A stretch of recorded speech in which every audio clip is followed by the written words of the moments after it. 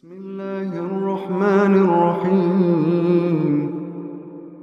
لله ما في السماوات وما في الأرض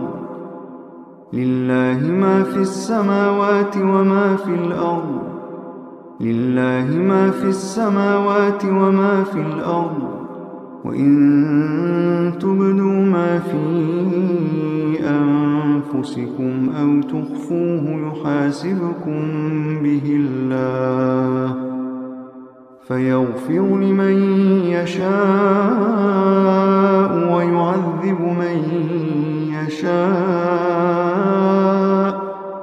فيغفر لمن يشاء ويعذب من يشاء والله على كل شيء قدير والله على كل شيء قدير.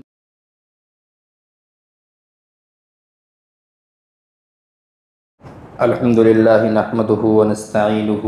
ونستغفره ونؤمن به ونتوكل عليه ونعوذ بالله من شرور أنفسنا ومن سيئات أعمالنا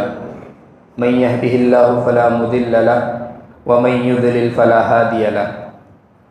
ونشهد أن لا إله إلا الله وحده لا شريك له. أعوذ بالله من الشيطان الرجيم. إن الذين كفروا وصدوا عن سبيل الله وشاقوا الرسول من بعد ما تبين لهم الهدى لن يضروا الله شيئا وسيحبط أعمالهم. تھوڑا پاس میں آ کے بیٹھتے ہیں بھائی، یہ بھی تفسیر کا کلام اللہ کا ادب ہے کہ آپ مل مل کے بیٹھیں. جو رحمت کے مغفرت کے وعدے ہیں اللہ تبارک و تعالیٰ کی طرف سے، وہ احادیث جو فضائل میں وارد ہوتی ہیں وہ اسی مجلس میں ہیں کہ وہ مجلس ایسی ہوتی تھی کہ اگر کوئی واپس اٹھ کے جانا چاہتا تھا تو اس کو جگہ نہیں ملتی تھی، اتنی گھنی گھنی وہ مجلسیں ہوتی تھی. اور ایک حدیث میں آیا ہے کہ وہ مجلس جس میں اللہ کا ذکر ہوتا ہے، فرشتے اس کو چاروں طرف سے گھیر لیتے ہیں. تو چاروں طرف سے گھیرنے کا کانسیپٹ بھی تبھی ہے جب سارے مل کے بیٹھے ہوئے ہوں، اور اگر ایک اس کونے پہ ایک اس کونے پہ اور ایک اس کونے پہ تو گھیریں گے کہاں سے فرشتے؟ تو یہ بات کلیئر ہے کہ مل مل کے بیٹھنا یہ مجلس میں ثواب، اجر، اخلاص اور قوت پیدا کرتا ہے. بہرحال اللہ تبارک و تعالیٰ نے کلام پاک میں خاص طور سے یہ جو آیت آپ کے سامنے تلاوت کی گئی سورہ محمد پارہ نمبر 26، اس میں اللہ تبارک و تعالیٰ نے ایک ایسی عبادت کو ذکر فرمایا، ایسی عبادت کی ترغیب دلائی، اس کی طرف ابھارا ہے اللہ تبارک و تعالیٰ نے، جو امت نے آج بالکل ناپید کر کے رکھ دی، بالائے طاق رکھ دی، اٹھا کے رکھ دی، اس کو بھول گئے. کچھ عبادات ایسی ہوتی ہیں کہ وہ ارکان خمسہ میں ہے،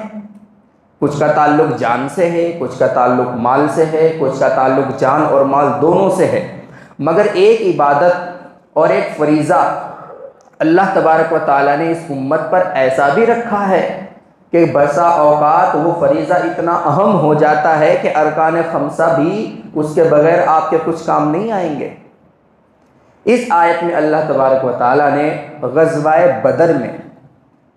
مسلمانوں کو ہمت دلائی، وعدے دلائے، اور مسلمانوں کو کفار کے خلاف اپنی نصرت اور اپنی مدد کی یقین دہانی کرائی، اور ان کی ہمت اور حوصلہ افزائی کر کے ان کو دشمنوں کے سامنے سیسا پلائی ہوئی دیوار کی طرح کھڑے رہنے کی تلقین کی، اور فرمایا کہ صرف تم کو نکلنا ہے، اللہ کے راستے میں قتال کرنا ہے، اللہ تبارک و تعالیٰ کے کلمے کو بلند کرنے کے لیے لڑنا ہے، مدد اللہ تبارک و تعالیٰ کریں گے. اسی لیے اللہ تبارک و تعالیٰ نے سب سے پہلے ارشاد فرمایا ان الذین کفروا وصدوا عن سبیل اللہ، کہ وہ لوگ جنہوں نے کفر کیا اور اللہ کے راستے سے انہوں نے روکا اور رسول اللہ صلی اللہ علیہ وسلم کے مخالف ہو گئے جبکہ ان کے پاس ہدایت واضح طور پر آ چکی تھی. تو اگر انہوں نے ایسا کیا لن یضر اللہ شیئا، یہ یقیناً اللہ کو کوئی نقصان نہیں پہنچا سکتے. اللہ تبارک و تعالیٰ ان کے تمام اعمال کو باطل کر کے رکھ دے گا، اکارت کر دے گا، ضائع کر دے گا. حضرت عبداللہ ابن عباس رضی اللہ عنہ بڑے مفسر ہیں، صحابہ کرام میں تفسیر میں ان کا ایک بہت ہی نمایاں مقام تھا۔ یہ فرماتے ہیں کہ یہ آیت اس وقت نازل ہوئی جب غزوہ بدر میں کچھ مشرکین اور کچھ یہودیوں کی جو جماعتیں تھیں، جو قبیلے تھے، بنو نذیر، بنو قریظہ، انہوں نے اللہ کے رسول صلی اللہ علیہ وسلم کے خلاف کفار کا اس طرح سے تعاون کیا۔ ڈائریکٹ سامنے تو نہیں آئے، آ کر حضور صلی اللہ علیہ وسلم کے اگینسٹ قتال تو نہیں کیا، لیکن اس طرح سے تعاون کیا کہ کفار مکہ کو کہتے رہتے تھے کہ ہماری مکمل سپورٹ آپ کو حاصل ہے، ہماری مکمل نصرت آپ کو حاصل ہے، اور ان کے 11 یا 12 افراد نے ان کے کھانے کا خرچ اپنے ذمے لے لیا تھا کہ جب تک یہاں پر جنگ ہوگی، جب تک یہاں پر قتال ہوگا، تو ایک دن اس کے یہاں سے کھانا جائے گا، ایک دن اس کے یہاں سے کھانا جائے گا، اور ایک دن اس کے یہاں سے کھانا جائے گا۔ تو اللہ تبارک و تعالیٰ نے انہی کے نفاق کو اجاگر کیا اور کہا کہ اگر حضور اقدس صلی اللہ علیہ وسلم کو دھوکہ دے رہے ہو جبکہ تمہارے پاس ہدایت آ پہنچی، حضور صلی اللہ علیہ وسلم کی حقانیت کو تم تسلیم کرتے ہو، اس کے بعد بھی اگر تم ایسی سی حرکتیں کرتے ہو، لن یضر اللہ شیئا، یقیناً اللہ تبارک و تعالیٰ کو کوئی نقصان نہیں پہنچا سکتے، اللہ تبارک و تعالیٰ کا کچھ نہیں بگاڑ سکتے۔ تو یہ کانسیپٹ کہ اسلام کے خلاف، اپنوں ہی کے خلاف وعدہ کر کے اس کو توڑ دینا، یہ ان کا یہودیوں کا حضور اقدس صلی اللہ علیہ وسلم کے زمانے ہی سے ایک طریقہ رہا ہے، اور آج تک یہ اسی طریقے پر قائم ہے۔ سب سے زیادہ انبیاء کرام اللہ تبارک و تعالیٰ نے انہی میں مبعوث فرمائے۔ اگر ان کا کوئی قبیلہ 1,00,000 آدمیوں کا بھی باقی رہا دنیا میں، اللہ تبارک و تعالیٰ نے ان پر اتنے احسانات فرمائے کہ اس میں ایک الگ سے نبی بھیج دیا۔ اگر 50,000 کا کوئی قبیلہ ہے، اللہ تبارک و تعالیٰ نے الگ سے اس میں ایک رسول بھیج دیا، لیکن ان کی ناقدری اور ان کی ہٹ دھرمی، یہ کفار مکہ کے ساتھ مل کر پلاننگ کرنے کی جو ایک ان کی خراب نیتی ہے، یہ حضور اقدس صلی اللہ علیہ وسلم کے زمانے سے چلی آ رہی ہے۔ اور آج بھی دیکھیے، آج مسلمانوں کے خلاف، اسلام کے خلاف جو سب سے زیادہ دشمن بن کر ابھرتے ہیں وہ یہی یہودی ہیں۔ آج مسلمانوں کے خلاف جو جنگیں لڑی جا رہی ہیں، ڈائریکٹ یا انڈائریکٹ، اگر آپ اس کا کنیکشن کھوجنے کی کوشش کریں گے تو یقیناً اس میں 75% انہی کا ہاتھ ہوتا ہے۔ تو یہ حضور اقدس صلی اللہ علیہ وسلم کے زمانے میں وعدے کے مطابق حضور صلی اللہ علیہ وسلم کے ساتھ جنگ میں شریک ہونے کے بجائے اور حضور صلی اللہ علیہ وسلم کے اگینسٹ میں نہ آنے کے بجائے، انہوں نے حضور صلی اللہ علیہ وسلم کے خلاف لڑنے والوں کا تعاون کیا، اور آج بھی یہی ہو رہا ہے۔ یہ شکلیں جو حضور صلی اللہ علیہ وسلم کے زمانے میں تھی، یہی شکلیں آج بھی موجود ہیں کہ کوئی کنٹری ہے وہ سارے ڈائریکٹ سامنے نہیں آ سکتی لیکن ہتھیار فراہم کر رہی ہے، کوئی کنٹری ہے وہ ڈائریکٹ سامنے نہیں آ سکتی لیکن بارود فراہم کر رہی ہے، کوئی سپورٹ پیچھے سے کر رہا ہے منافقوں کی طرح کہ اگر تمہارے ملک میں کسی چیز کی کمی ہو گئی تو ہم موجود ہیں، ہمارا ملک آپ کے ملک میں ہر طرح کی ضروریات کا کفیل ہوگا، لیکن آپ ان کے خلاف جنگ لڑیے، اور بظاہر کہتے ہیں کہ ہم مسلمانوں کے ساتھ ہیں۔ تو انہی کا نفاق اللہ تبارک و تعالیٰ نے کلام پاک کی آیتوں میں 1445 سال پہلے بیان کر دیا تھا، اور یہ آج تک چلا رہا ہے۔ تو تعجب ہوتا ہے ان لوگوں پر جو ان کو دوست بنا لیتے ہیں، یا ان کو کسی طرح کا تعاون فراہم کرتے ہیں، یا ان سے دوستی کا ہاتھ ملا لیتے ہیں۔ اللہ تبارک و تعالیٰ نے حرام قرار دیا ہے ان سے اس طرح کی دوستی کرنے کو۔ تو انہی لوگوں کے بارے میں اللہ تبارک و تعالیٰ نے ارشاد فرمایا کہ اللہ تبارک و تعالیٰ کا کچھ نہیں بگاڑ سکتے، وَسَيُحْبِطُ أَعْمَالَهُمْ۔ اس کا ایک ترجمہ مفسرین نے لکھا ہے کہ اللہ تبارک و تعالیٰ ان کی تمام کوششوں کو، ان کی تمام کاوشوں کو بیکار کر دے گا، چلنے ہی نہیں دے گا۔ اسلام وہ پودا ہے، کاٹو تو ہرا ہوگا۔ اسلام کی فطرت میں قدرت نے لچک دی ہے، اسلام وہ پودا ہے، کاٹو تو ہرا ہوگا۔ بظاہر وقتی طور پر مسلمانوں کو کچھ تکلیف پہنچ سکتی ہے، نقصان اٹھانا پڑ سکتا ہے، بہت قیمتی اثاثے، بہت قیمتی چیزیں مسلمانوں کی ضائع ہو سکتی ہیں، لیکن یاد رکھنا چاہیے کہ اسلام دنیا میں باقی رہنے کے لیے آیا ہے، اسلام دنیا میں زندہ رہنے کے لیے آیا ہے، بلند ہونے کے لیے آیا ہے۔ الاسلام یعلو ولا یعلا، اسلام بڑھتا ہے، وہ گھٹتا نہیں ہے۔ اسلام کی فطرت میں اللہ تبارک و تعالیٰ نے ابھار لکھا ہے جیسے ایک ہرا پودا ہوتا ہے کہ اگر آپ اس کو جڑ سے کاٹ دیں تو وہ کچھ دنوں کے بعد اپنی دوسری شاخ لے کر پھر آسمان کی طرف چل پڑتا ہے۔ تو اللہ تبارک و تعالیٰ نے جہاں پر ان کی ریشہ دوانیوں کو، اللہ تبارک و تعالیٰ نے جہاں پر ان کے نفاق کو ذکر فرمایا، وہاں پر مسلمانوں کی بھی کچھ ذمہ داریاں بتائیں کہ تمہارے اوپر جو فرض بنتے ہیں آپ صرف ان کو کیجیے۔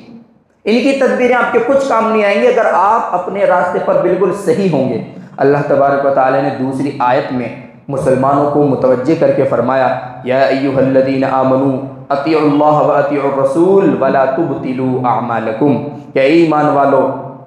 اللہ کی اطاعت کرو۔ اور چونکہ حضور اقدس صلی اللہ علیہ وسلم اپنی طرف سے کوئی بات نہیں کہتے، سورہ نجم میں اللہ تبارک و تعالیٰ نے ارشاد فرمایا وما ينطق عن الهوى، ایسے نہیں کہ جو منہ میں آیا حضور نے وہ بول دیا، نہیں، صرف وہی بات بولتے ہیں جو اللہ تبارک و تعالیٰ ان کے دل میں ڈالتے ہیں۔ تو اسی لیے فرمایا وَأَطِيعُوا الرَّسُولَ، رسول کی بھی اطاعت کرو، وَلَا تُبْطِلُوا أَعْمَالَكُمْ، اور اپنے اعمال کو باطل نہ کرو۔ یعنی جب آپ کو جنگ کے لیے کہا جا رہا ہے، اسلام کے خلاف جو سازشیں ہو رہی ہیں ان کا مقابلہ کرنے کے لیے کہا جا رہا ہے، تم اگر نہیں جاؤ گے تو تمہارے اعمال بیکار ہو جائیں گے۔ اللہ تبارک و تعالیٰ نے فرمایا کہ تمہارے اعمال باطل ہو جائیں گے۔ اعمال کے باطل ہونے کی ایک تو شرط یہی ہے کہ ایک صورت تو اس کی یہ ہوتی ہے کہ انسان پیچھے ہٹ جائے، جیسے موقع پر اللہ تبارک و تعالیٰ نے اس کو آگے بڑھنے کو کہا تو کافر ہو جاتا ہے وہ، اور کافر کے عمل تو باطل ہو ہی جاتے ہیں۔ اور ایک اعمال کے باطل ہونے کی صورت یہ ہے کہ انسان ایسا کام کرے کہ جو بظاہر تو بہت عالی شان نظر آئے، بظاہر بہت قوت والا نظر آئے، بہت طاقت والا نظر آئے، لیکن وہ نمود اور ریاکاری پر مبنی ہو۔ اس میں بھی اللہ تبارک و تعالیٰ کہتے ہیں کہ تمہارے اعمال کو باطل کر دیں گے۔ اور ایک اعمال کے باطل ہونے کی صورت یہ ہوتی ہے کہ انسان کوئی عبادت شروع کرتا ہے، خاص طور سے نوافل، پھر کوئی کام یاد آتا ہے تو اس کو توڑ کے چل دیتا ہے، نماز پوری نہیں کرتا، روزہ رکھنا چاہ رہا تھا، نفلی روزہ رکھنا چاہ رہا تھا، لیکن بعد میں کچھ یاد آیا کہ آج تو مجھے دوائی لینی ہے، میڈیسن لینی ہے، پھر اس نے افطار کر لیا۔ تو یہ بھی ابطال عمل کی ایک شکل ہے، اس سے بھی اللہ تبارک و تعالیٰ نے، مفسرین نے لکھا ہے کہ اس سے بھی اللہ تبارک و تعالیٰ نے گویا کہ منع فرمایا ہے۔ اسی لیے امام ابو حنیفہ رحمۃ اللہ علیہ کہتے ہیں کہ اگر کسی نے نفل نماز شروع کر دی پھر بیچ میں ختم کر دی، نفل روزہ شروع کر دیا پھر بیچ میں توڑ دیا، تو اس کی قضا ضروری ہے، کیونکہ اللہ تبارک و تعالیٰ نے مسلمان کا کوئی کام ایسا نہیں رکھا جو بیکار ہو۔ تو کوئی اس کو بے وقوف کہے، کوئی اس کو بیکار کہے، شریعت کو یہ گوارا نہیں، بعد میں اس کو قضا کرنی پڑے گی۔ آگے اللہ تبارک و تعالیٰ ان کافروں کو ایک مخاطب کرتے ہوئے ارشاد فرماتے ہیں جنہوں نے شروع سے اسلام کی مخالفت کی اور آخر تک اسلام کے خلاف جمے رہے، ڈٹے رہے، اور کفر پر ہی ان کا انتقال ہو گیا۔ ان الذین کفروا وصدوا عن سبیل اللہ ثم ماتوا وهم کفار، کہ اس حال میں مرے کہ وہ کافر ہیں، فلن یغفر اللہ لهم، اللہ تبارک و تعالیٰ کہتے ہیں کہ میری رحمت، مغفرت روز محشر جس قدر عام ہوگی، جس قدر کامن ہوگی، جس قدر اللہ تبارک و تعالیٰ اس امت مسلمہ کو اور اپنے نیک بندوں کو بخشیں گے، تو کہیں یہ کفار یہ تمنا نہ کرنے لگیں، کلام پاک میں اللہ تبارک و تعالیٰ کی آیتیں دیکھ کر، رحمت کی آیتیں دیکھ کر یہ آرزو نہ کرنے لگے کہ ان کی بھی مغفرت ہو جائے گی ایک نہ ایک دن۔ لن یغفر اللہ لہم، یہ بات کان کھول کے سن لو کہ ان کی مغفرت ہرگز نہیں اللہ تبارک و تعالیٰ کرنے والے۔ آگے اللہ تبارک و تعالیٰ جنگ بدر میں مسلمانوں کو ہمت دلاتے ہوئے فرماتے ہیں فلا تہنوا، کمزور مت پڑو۔ اللہ تبارک و تعالیٰ نے مسلمان کو کمزور نہیں بنایا، اس لیے حضور صلی اللہ علیہ وسلم کی حدیث ہے مسلم شریف میں کہ المؤمن القوی احب الی اللہ من المؤمن الضعیف، طاقتور مؤمن زیادہ بہتر ہے اللہ تبارک و تعالیٰ کے نزدیک کمزور مومن سے۔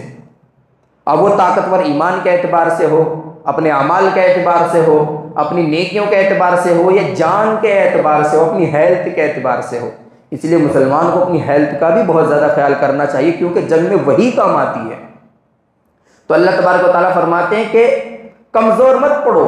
اور اگر تم نے جنگ چھیڑ دی ہے تو صلح کے لیے ہاتھ مت بڑھاؤ، تم ہی غالب رہو گے، انتم الاعلون، تم ہی غالب رہو گے۔ اور ایک دوسری آیت میں اللہ تبارک و تعالیٰ نے اس کے ساتھ ایک شرط لگا دی، انتم الاعلون ان کنتم مؤمنین، کہ اگر تم مومن کامل ہو، بس یہ اللہ تبارک و تعالیٰ نے ایک رول لکھ دیا، ایک رول بتا دیا کہ اگر کامیابی چاہتے ہو ان کنتم مؤمنین تو پکے سچے مومن بننا پڑے گا۔ یہی آیت، یہی ارشاد خداوندی صحابہ کرام رضوان اللہ علیہم اجمعین نے اپنی زندگیوں میں اور اپنی زندگی میں، اپنے بچوں کی زندگی میں ایسا بسایا اور ایسا پیوست کیا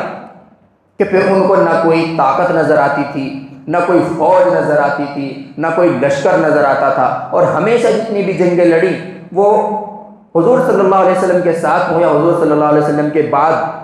کسی دوسرے مسلم خلیفہ کی کمانڈری میں ہوں، وہ ایسی جنگیں لڑی کہ جس میں سامنے والے طاقت ڈبل ہوتی تھی، کبھی 4 گنا زیادہ رہتی تھی، کبھی 10 گنا زیادہ رہتی تھی۔ تو یہ شرط اللہ تبارک و تعالیٰ نے لگا دی کہ تم ہی کامیاب رہو گے بشرطے کہ تم مومن کامل ہو۔ جنگ بدر میں جو اللہ تبارک و تعالیٰ نے جو فتح عنایت فرمائی، وہ یہ اللہ تبارک و تعالیٰ کے ساتھ مسلمانوں کا جو کنیکشن تھا، اللہ تبارک و تعالیٰ کے لیے جو جان مال سب کچھ قربان کرنے کا جو ایک جذبہ تھا، اسی کی بدولت تو قربانی ہوئی، اسی کی بدولت تو اللہ تبارک و تعالیٰ نے فتح عنایت فرمائی۔ ورنہ تو اگر ظاہری اسباب کو دیکھا جاتا تو کفار مکہ فتح کے حقدار تھے، ان کے پاس 700 گھوڑے، 200 اونٹ، جنگ کے سامان، تیر، خنجر، کمان، نیزے سب موجود تھے، اور ادھر مسلمان دوسری طرف بے سر و سامان، کل تعداد 313، سواری کے لیے کل 2 گھوڑے اور 70 اونٹ۔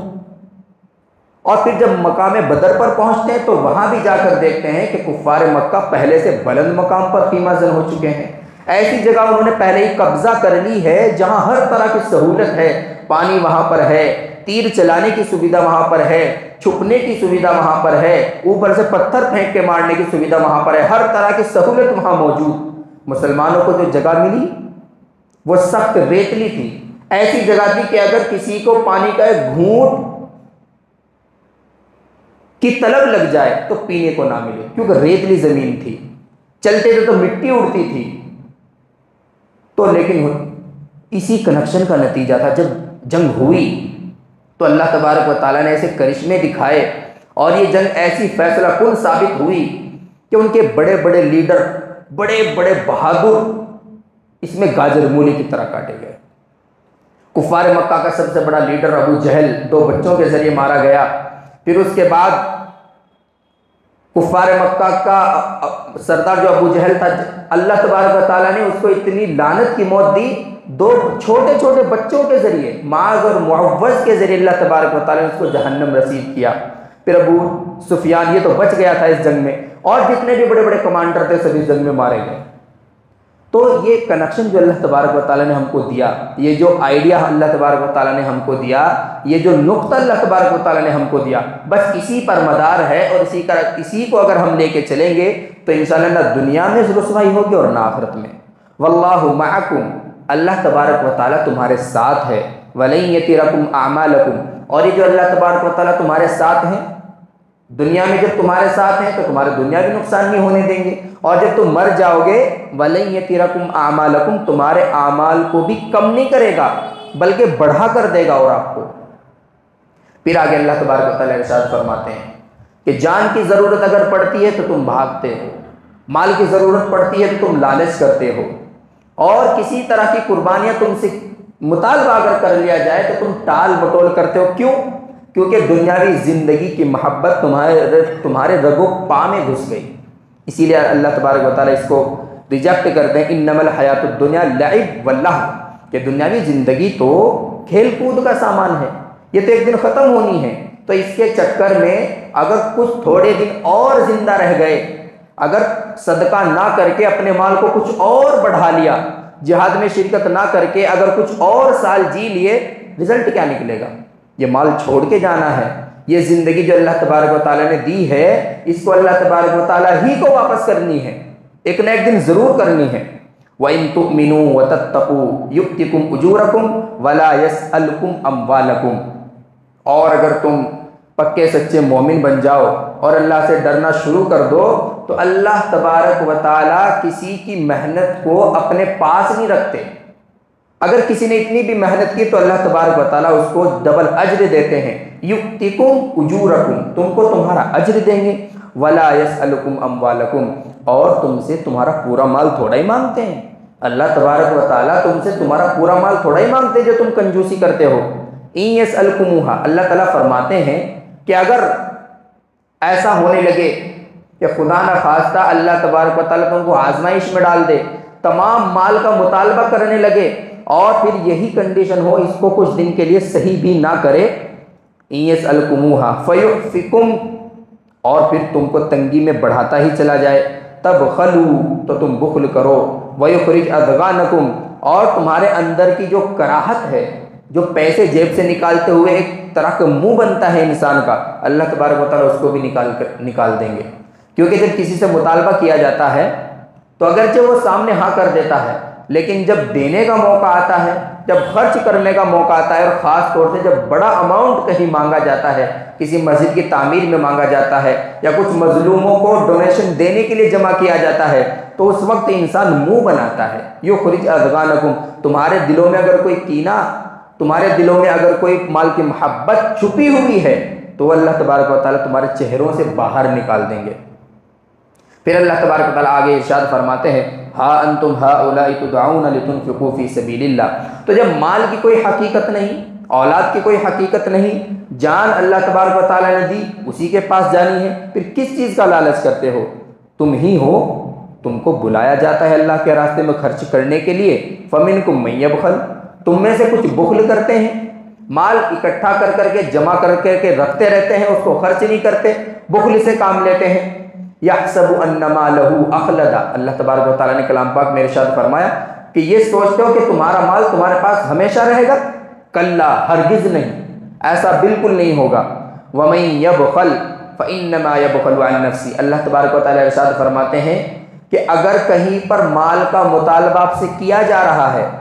تو یہ پوائنٹ دماغ میں رکھیں کہ وہ صرف اور صرف آپ کے اعمال نامے میں اضافے کے لیے مطالبہ کیا جا رہا ہے، تاکہ اگر روز محشر تم کو تمہاری نیکیوں میں کچھ کمی نظر آئے تو اللہ تبارک و تعالیٰ تمہاری نیکیوں کو اس طرح سے پوری کر کے تم کو جنت میں داخل کر دے۔ وَمَن يَبْخَلْ فَإِنَّمَا يَبْخَلُ عَن نَفْسِهِ، اور جو بخل کرتا ہے تو وہ اپنی ہی ذات کا کچھ نقصان کر رہا ہے، اللہ تبارک و تعالیٰ کا کیا بگاڑ رہا ہے؟ وَاللَّهُ الْغَنِيُّ وَأَنْتُمُ الْفُقَرَاءُ، اور اللہ تبارک و تعالیٰ اپنی بے نیازی اس انداز سے بیان کرتے ہیں کہ اللہ تبارک و تعالیٰ بے نیاز ہیں، اس کو کسی چیز کی ضرورت نہیں، نہ اس کو کھانے کی ضرورت ہے، نہ اس کو پینے کی ضرورت ہے۔